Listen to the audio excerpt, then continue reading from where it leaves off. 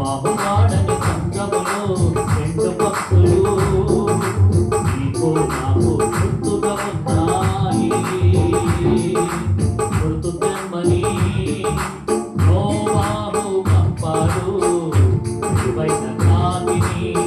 దైవజనుని మాటే మరచి లోకమును ప్రేమించి ఇటు అటు తిరుగుతున్న కాకి. గుర్తు తెమ్మని నోవాహు పంపాడు విలువైన కాకిని. దైవజనుని మాటే మరచి లోకమును ప్రేమించి ఇటు అటు తిరుగుతుండిన కాకి. సంఘములో ఉన్న నీవు పాపముపై ఆశతో, సంఘములో ఉన్న నీవు పాపముపై ఆశతో ఇటు అటు తిరుగుతున్న భక్తి లేని కాకివా.